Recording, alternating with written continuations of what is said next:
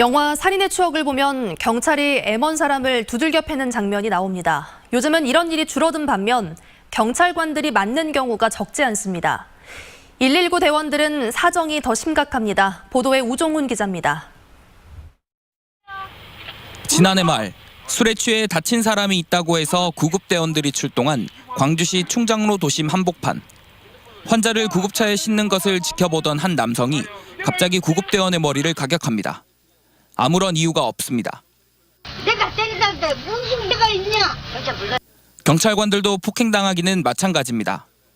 지난 5월 나주시에서는 40대 남성이 성추행을 한다는 신고를 받고 출동한 경찰관이 용의자에게 발로 걷어차였는데 이 과정에서 정신을 잃기도 했습니다.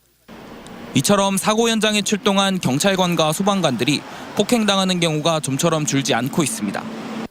구급대원을 비롯한 소방공무원들을 폭행한 경우는 지난 5년 동안 광주 전남에서 43건, 경찰 공무원들은 같은 기간 462건의 부상을 입었는데 범인으로부터 습격을 당한 것은 109건에 이르렀습니다.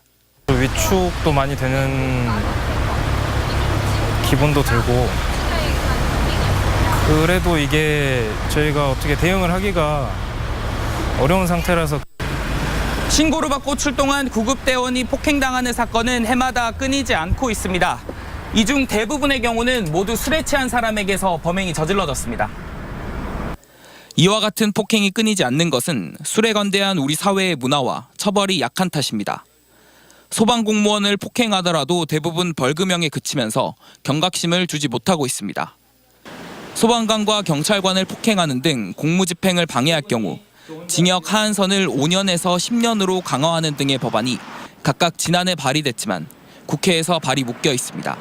아무래도 경각심을 좀 깨워주기 위해서는 좀 처벌이 강화가 되어야지 좀 줄어들 것으로 생각됩니다. 시민들의 안전을 위해 일하는 소방관과 경찰관을 폭행하는 일을 막을 수 있을 입법 마련이 시급합니다.